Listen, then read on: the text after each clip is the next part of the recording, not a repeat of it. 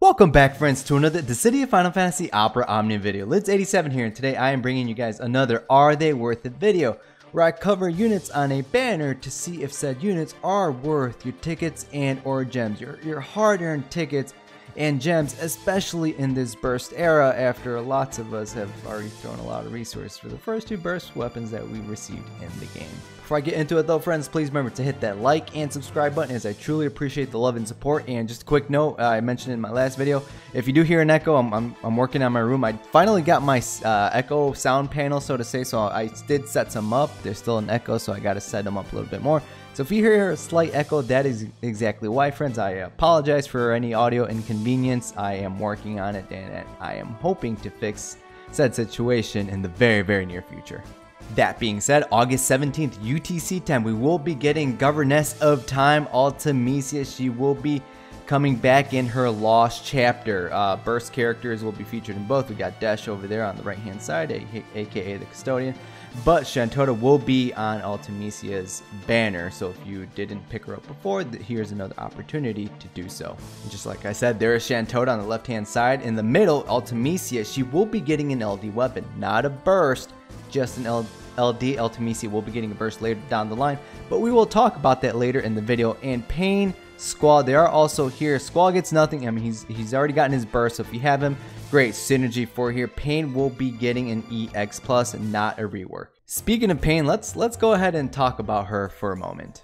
Let's talk about the pros of Paine. Now, Paine, she is a melee type attacking debuffer with ranged splash into her kit. She has a stackable buff called Dress Fear that you can get stacks by using her abilities that give her buffs depending on what stack you're at. So 1 stack max rate plus 50%, 2 stacks speed plus 20%, 3 stacks defense plus 20%, 4 stacks int brave plus 20%, and at 5 stacks attack plus 50%, all in one beautiful in-framed buff. But she can also inflict a debuff called Status Break. This will lower the enemy's attack, defense, int brave, and max rate by 20% and lowers the enemy speed by 10%. The beautiful thing about Status Break is that Paine will deal an additional 1.2 times more weak damage to those inflicted with Status Break, allowing her to dish out more damage towards said enemies. With her EX ability, Dancing Swords Plus, she gets the plus form or the upgraded version of this when her Dress Fear buff is at 5 stacks. She will grant herself Wing Arts, another buff that is part of her EX ability. Now what this does, this will raise the party's, now here's some party utility, she will raise the party's attack, defense, int brave, and max brave by 30% and increase the party's speed by 10%. Not only that, this also decreases all the enemy's attack, defense, int brave, max brave, and speed by 10% in a beautiful single in-frame buff on her. So you got your Status Break debuff on the enemy, and then you have your Wing Arts, which has party-wide buffs along with enemy debuffs built into it. Now, Paine has had her EX weapon before, but now she has an EX plus. Now, if you're going to be investing into Paine, first and foremost, why are you building her up? Seriously, why are you doing it? Oh man, her kit is horrible. Her EX, it's all bad. She didn't get a rework. I'm just kidding. She's perfectly fine. Regardless of what you hear, she's all right to you. She's okay. I used her in DE14, but then again, I used her along Arden and Raijin, so she kind of sort of got carried a little bit. But if you do happen to invest in her EX plus, I would actually recommend taking her to EX plus 3 out of 3, because at EX plus 3 out of 3, Dancing Swords plus, it's going to hit harder. She will recover 1 use of her first ability, which truthfully is going to help her out last longer in fights. Being able to recover a use of an ability is always great in my book, especially with their EX ability. Not only that, she does happen to get more potent upgraded brave and HP attacks once she's at EX plus 3 out of 3. So aside from the EX plus 3 out of 3, here are some other great things that you do get along with the limit breaks of the realized EX weapon at 2 out of 3 when the quest starts. 3 stacks of Dress Fear, you're that much closer to 5 stacks to use an ability, you'll be there. Grants Wing Arts when the quest starts. Beautiful. When the battle starts, inflict Status Break on all enemies. You don't have to use her first ability, Status Break, to inflict Status Break, because now the enemy has it, so she's going to be dishing out her max damage right off of the bat. Also at EX plus 0 out of 3, this will slightly improve Wing Arts, her buff. So what this does now, so the attack, defense, int brave, and max brave, it's going to go from 30% to 40% for the party, so that's 10% higher potency. And for the enemies, this also increases the potency of the debuffs in the form of the attack, defense, and brave and max brave. It's going to go from 10% to 20%. So just by her standing there and inflicting status break and wing arts, she is giving the enemy minus 40% to attack, defense, and brave and max brave. And she will lower the enemy's speed by 20%. Now the beautiful thing about all of these, mainly her debuffs, like that's why she's there. That's why she's on the team, is the fact that she has debuffs in one frame debuff and in one buff on her, so in the form of status breaks and wing arts. So you can stack other forms of debuffs on top of this just to add that much more debuffs to the enemies. That's how you can take full advantage of Paine's kit. Now if you do happen to max out her EX plus and take it all the way to 3 out of 3 and max it out, she actually has a really good bonus sphere. It's an E-type bonus sphere. When you are hitting it at target's weakness, this will raise the party's attack by 5% for 3 turns and lowers the enemy's attack by 10%. I like this a lot. This is a really good bonus sphere, so if you do happen to max her out, this is a great bonus sphere. Some of the cons about Paine is she did not get a rework, so this will sort of hurt her longevity in the long run. I mean, we got other forms of debuffers on the horizon. We got Gabranth, hopefully I'm pronouncing that correctly, like not even a month away. We got Kefka in like 2 months away. So in regards to, are there better debuffers on the horizon? Yes. Paine will still do all right, truthfully. I used her on the JP side. She was all right. But I swear, legit, when I was using her, her upgraded brave attacks hit a lot harder than her status break, her first skill, which is kind of depressing. So she needs more potencies. Her second ability should be fine. Her status break, it freaking hit like a wet noodle. So I mean, those are my only cons with her. But again, what people will say, she's absolute garbage. You will hear that she's gonna do okay. All right, I try not to call units absolute garbage unless they really are garbage, but she's fine. You can make her work, especially right now during this current era. You can make her work. You'll be fine. Now it's time to talk about the main unit on this banner, Ultimecia. She is making a comeback with her lost chapter. Now just a quick recap about her. Now here, no rework, she is just getting an LD weapon. She's a magic attacker and she does have gravity built into her kit in the form of her Maelstrom, which is her upgraded brave attack, and Hell's Judgment, which is her second ability. She does have a stackable buff, Maleficium, hopefully I pronounced that correctly, that can go up to 5 stacks. What this does for her, this will raise her max brave attack by 10% per level, so up to a total of 50%. You can get stacks of Maleficium from her Protean swords, her Hell's Judgment, or her Maelstrom, her upgraded brave attack. Once you are at 5 stacks of Maleficium, this will upgrade Protean swords and Hell's Judgment to their plus versions. She can inflict a debuff called Sorcerer's Hatred with Hell's Judgment, her second ability. This will lower the afflicted enemy's defense by 20%, and this will steal sap brave by 10% of max brave. And if you're looking at her abilities, like, hey, this is kind of bland if not familiar with Ultimecia, her power lies with her EX weapon. So with her EX ability, Apocalypse, she grants herself Griever's Magic, which will raise her max brave and attack by 20%, and she grants a special effect for 2 turns, Junction Griever. Now what this does is, while Junction Griever is active, 0 action delay, does not increase the turn count, and if you happen to take her EX plus to 3 out of 3 after using her EX ability, she will get a free ability use. So her power lies in those free turns, getting the free ability use, followed by the no action delay and no increase to the turn count.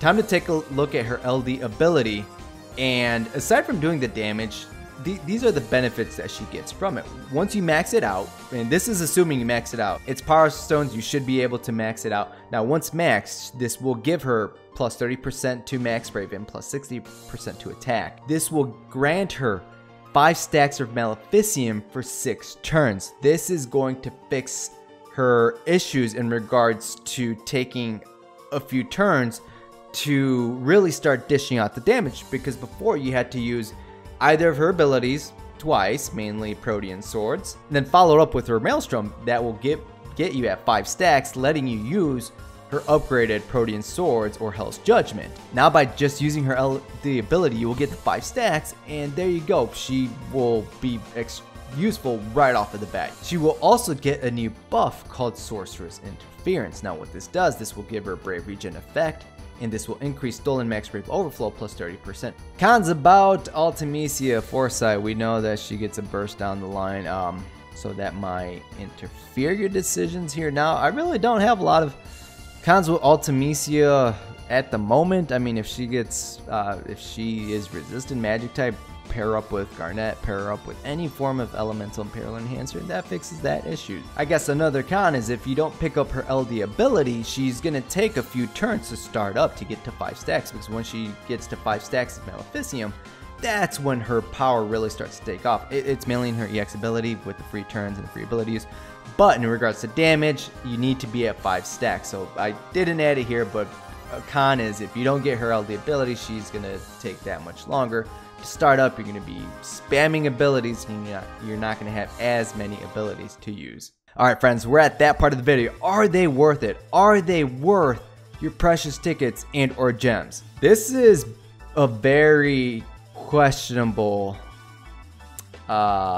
recommendation, so to say. This will depend on your plans. All right, before I'll be like, yeah, of course, use tickets here, use gems there, you know, all that wonderful stuff. But due to us having foresight, this can change things up mainly. So let me get into it, and as I go on, it'll make more sense. All right, so first and foremost, Paine. Her main benefit is having debuffs in 1-frame debuff and her winged arts. She just stands there and the enemies are debuffed. Great. You can stack other debuffs on top of her own debuffs, which is the main way to use her. She will deal more brave damage to those afflicted with status break, which is going to help out her damage. And if you take her EX weapon to EX plus 3 being able to recover a use of status break, her skill 1, it's just going to help her last longer in fights. It's not a very potent status break, but it's something. Now, Paine's EX weapon is repeating. This is not the first time we've had it, so if you have had it from before, maybe consider skipping. But let's talk about Ultimecia now. Not with her burst down the line. Let's talk about her now. Now, Ultimecia now, her main power comes from her free turns and her free ability use after using her EX ability. So if you just press Hell's Judgment when she's at 1 stack and you say she's garbage, then perhaps it's time to delete the game, because that's not how it works. I'm pretty sure someone wrote a Reddit post about that, but that's for something else entirely. Now her LD, this will give her more max brave and attack, a new buff that gives her brave regen and more overflow. And this will fix her speed, again like I mentioned earlier, this will fix her speed in regards to her getting her Maleficium stacks, and you can set her up as a friend support unit. So if you are coming into the game, right, or if you're looking for a magic attacker, this isn't a bad banner to go on, because you have Shantota's burst. Especially if you're chasing Shantota, this is not a bad banner to throw maybe some tickets on and see if RNG is on your side, or if you're going to be chasing Shantota. But for Shantota, I would probably wait until the Dash banner, just for other reasons that we will cover in a different video. But if you are able to, I would actually recommend waiting. Okay, I would seriously, like, this is the first for both resources. Like, we'll talk about that in a moment, but I would really consider waiting for Ultimecia's burst banner, because you want to give yourself the best possible chances to get the burst weapon, and RNG could be on your side. You never know. Throwing some tickets, hey look, a burst, it can happen. It's 0.1% chance. It's very rare, but it might be possible. So if you're going to be throwing resources for her LD, throw resources on the banner that has her burst. So if you happen to pick up her burst just with tickets and you get her LD in the process, that is an ultimate win. Now if you pick up her LD when her burst debuts, there are other banners to chase Ultimecia's burst on. So this banner right here, right now, with the foresight we have in the future, I would say hold on to your resources, friend, unless you want some of the other units that we are just going to quickly go over. Alright friends, so this banner, if you're going for the LD, throw tickets. I wouldn't really pity on this banner just because of the foresight that we have. Alright, so this is one of the new sections in my videos, which is the best burst banner to chase for Ultimecia, because again, because of the foresight we have, I'm trying to give you guys the best possible options, so to say. So Ultimecia, these are the banners that Ultimecia will be on. She's on Hope's banner with Hope gets his LD, Jack's LD, Penelo with Penelo's LD, and Cryo with Cryo's LD. So just to quickly go over what they do. So Ultimecia's burst effect for 3 turns after the finished burst, she can delete the enemy's target with her own abilities. So pretty much Emma Detalien's effect in Ultimecia's burst effect. Now, quick recap with the LDs. So Penelo removes all party debuffs, lots of buffs, and Brave Healing. Jack, stackable debuff called Blade Wound, which can lower the enemy's defense and increases Brave damage taken up to 30%. Hope heals HP and inflicts D-Shell. What D-Shell does, this lowers magic resistance, our first magic resist down unit, and this will increase Brave damage taken by 20%. And with Kryle's LD, she will inflict Thunder Resist down. She will inflict a trap called Judgment, which kind of like Emperor, it triggers, and then this will also paralyze the enemy. So if you want to chase Ultimecia's, here are the other potential banners where you could pick up her burst. But which one is the best one to chase Ultimecia's burst weapon on? Now, if you happen to get Ultimecia's LD weapon early, whether it be during her lost chapter or during her burst debut, the best banner, in my opinion, to chase Ultimecia's burst banner is the Hope banner. So again, Hope with his LD, he can heal HP, he inflicts D-Shell. That is huge. Him being able to inflict magic resist down on the enemies in one debuff. Not only that, increased Brave damage taken. This is really going to help out your magic units. Ultimecia, she's a magic attacker. This is really going to increase her damage, again, along with any of your other magic attackers. Hope gets really good with his LD ability because of that. He is the only one to date that can inflict magic resist down. And being a support unit, you can fit him into other team compositions. So like, even if you don't run magic units, his D-Shell still increases Brave damage taken by the enemies by 20%. So this allows him to be used in team comps even though magic units are not present because of the 20% Brave damage increase to said enemies. But ideally, you want to pair him up with magic units. So at the end of the day, friends, wherever you decide to chase Ultimecia's LD, in my own personal opinion, this is the best banner to chase Ultimecia's burst weapon. Good luck, friends. Now let's take a peek into the future to see where Paine will come back at a later down the line if you are deciding to skip out on this banner but still want Paine at a later point. Now she does come back during Ramza's burst debut banner. Now this is the second banner. His first banner does have his LD and burst weapon on it. This is the second banner, which repeats Machina's LD weapon. At that point, I would recommend chasing Machina's LD during Machina's lost chapter. That way you can throw all your resources on Ramza's first banner to get his LD and burst. But if you don't give a damn about Ramza, if you're not a Final Fantasy Tactics enthusiast, if you don't like Final Fantasy Tactics at all and you just like Machina, you skip Machina's lost chapter, then there's a chance you could pick up Paine's EX weapon here. Unfortunately, there's still no rework for Paine. There's still no LD for Paine. There's nothing for Paine. So maybe once Yuna gets an LD, maybe that's when Paine will get a rework. Maybe once Riku is finally introduced, you're gonna bring, what was it, YRP, and finally Paine will get that long awaited rework that she really needs to just really make her top tier, so to say. So if you're going to be skipping out on Paine's EX weapons, you're going to have to wait a while before it makes a repeat. That is it for this video, friends. I want to thank you guys for watching another Are They Worth It video. Be sure to let me know down below in the comments what are you guys going to do with all these options. Me personally, I have no freaking idea yet, so I'm still on the mindset that I'm going to skip this banner.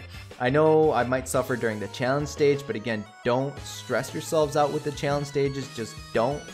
You're going to be wasting resources. You're going to be all sorts of resources. Just wait it out, truthfully. Me personally, I am looking to skip. I am looking to pull for Ultimecia during her LD and Burst debut banner. I have Penelo on the JP side. Penelo's good, but just me personally, I find her kind of boring. Don't hate me. I maxed her out on global with her EX weapon. I have her maxed out, but at that point, I'm like, okay, we have our options by then in regards to units, so I'm probably gonna wait. And if I get her gear early, maybe I'll throw some resources for Penelo. Hey, she's a great character, but at the moment, I am looking to skip on this banner and wait for just the future banners later down the line. We will see, unless my chat convinces them otherwise to throw like 100 tickets, because I'm getting near the cap, so I gotta start using some tickets on some of these banners. All right, friends, so at this very moment, if I do happen to throw something, it might be tickets, but I am really in the mindset to skip this banner. All right, friends, so again, let me know your plans down below in the comments. Seriously, let me know, because I am very curious what you guys are gonna do. Maybe you guys can change my mind. All right, friends, so until next time, friends, good luck and have a good one.